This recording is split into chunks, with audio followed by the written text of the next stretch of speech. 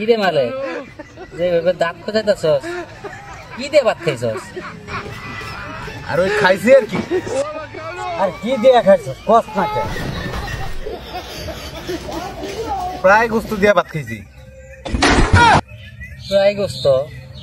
এইটা আবার কি জিনিস? এটা কই পাওয়া যায় রে প্রায় গোস্ত? এটা জায়গা আমি আমার কাম আছে। আরে ব ব ব ব ব প্রায় গোস্তটা কি? এটা কয়ে যাইতেব? জীবনে এত কিছু দিয়ে ভাত খাইলাম কিন্তু প্রায় গোস্তটা ছিলাম না। এটা কয়ে যাইতেব তোর প্রায় গোস্তটা কি? ক ক ক প্রায় গোস্তটা কি? কোন বস্তুটা দেখতে?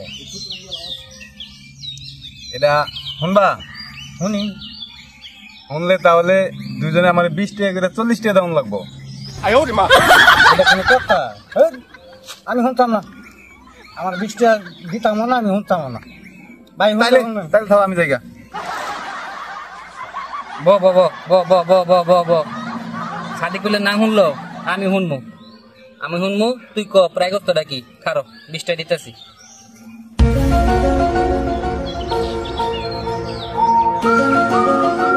এই যে রে 20 টাকা নে।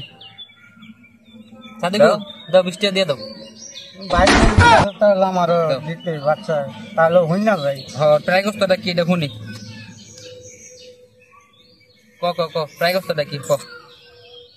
প্রায় গোস্তটা হইলো এটা গোস্তর কাছাকাছি। বুঝলাম গোস্তর কাছাকাছি, জিনিসটা কি এটা ক? এটা খায় অনেকই খায়, খুব মজার খাওয়ান এটা। আরে বুঝছি, এত ভূমিকা না কইরা তুই ক এটা কি জিনিসটা কি? বস্তুটা কি আর এটা কইলে তো হারা যায়।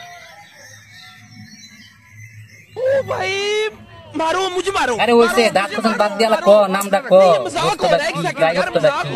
নতুন একটা নাম প্রায় গোস্ত, ক। এটা খাইতে খুব মজা, খুব মজার জিনিস এটা। এটা হচ্ছে গরুর ভুঁড়ি আছে না, এটা হচ্ছে গরুর ভুঁড়ি।